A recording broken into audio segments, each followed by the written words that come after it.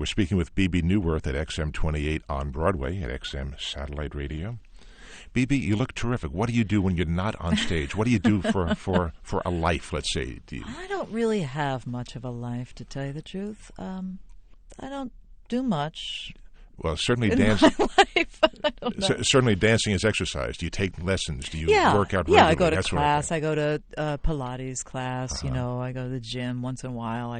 If I have to, I go to the gym. you drag yourself there. Yeah, they say, welcome, have a good workout. I go, okay.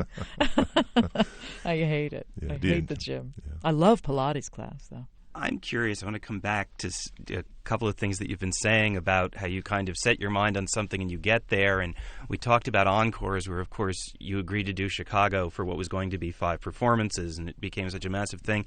And I read somewhere that originally your role on Cheers was a couple of episode guest shot. One episode guest. She held up one finger. You all couldn't see that. A one episode guest shot.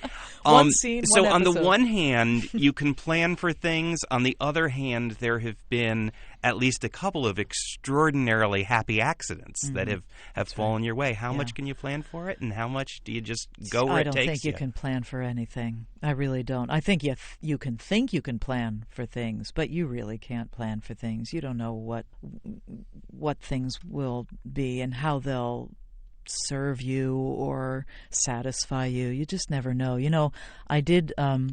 As you said, I did one scene in one episode of Cheers, and then that was while I was waiting to come to Broadway in Sweet Charity. I was just hanging out in Los Angeles after we'd done the show there.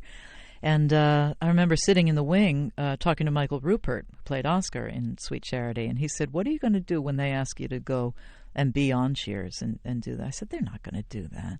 He said, well, yes, they are. What are you going to do when they ask? I said, I don't want to be on television. I had no desire to be on television, never thought about it in my life. It was not something that was ever anything that I could possibly have imagined. And then when the offer did come, I asked for the advice of a couple of people who knew me very, very well, both professionally and personally. I asked the advice of Bob Fosse and Gwen Verdon, and I got very heartening advice from them, and I asked the advice of my parents.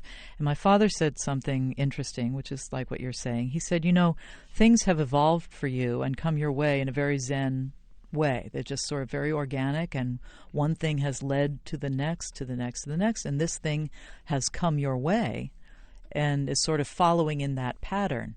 So it seemed to him, and it did seem to me, that it would be probably an all right thing to take the job. Now, your role on Cheers as Lilith, playing a very strong woman. Your role in Chicago as Velma Kelly, again, a strong woman. Any similarity between those and the real Bebe Neuwirth? I think the similarity between me and Lilith is that we're both very uncomfortable socially. She is strong, but only in a very particular way. She and I think she's it's so weird. I think she's grown over the years, but she's very shy, actually, and in a way that I am also shy. When I am in a social situation, it takes an enormous amount of energy for me to appear not shy, and she's awkward and I'm awkward that way, and as for Velma, I think she and I are similar only in that we just want to be on stage. Mm-hmm. That's all I knew. That was the thing that cracked me up about Velma. The thing that made me really laugh about her, and which I think is a very important thing in finding a character, was that she just would do anything to get on stage. She's just a ham. And that's kind of like Bebe, you say? No, I'm not a ham, but I love being on stage more than anywhere else. Really? Yeah, that's where I'm most at home. That's where I'm the most confident. That is where I'm the most who I actually am. That's when I am. How do I say this?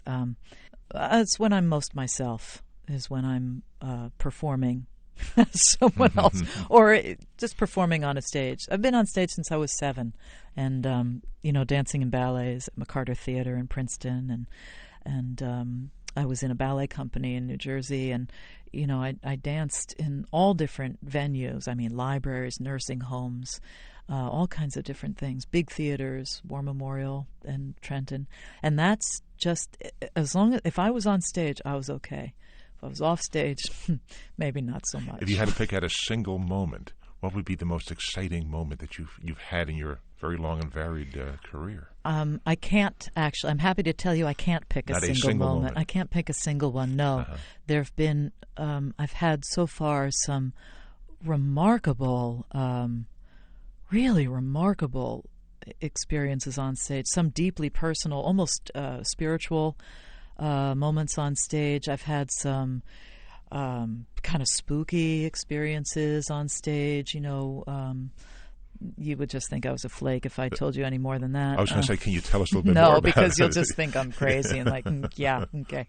And I've had some very moving experience. As I said earlier, when the hostages came back from Iran, it was extraordinary to I guess that's why to be able to do that. It was extraordinary to audition for Bob Fosse. It was extraordinary to stand next to him. It was extraordinary to dance with Gwen Verdon. I mean, I can't tell you one. I'm happy to say I can't tell you one. You've had many, it sounds like. Yeah, the stars were in a very good place over where I was born. I've been very fortunate.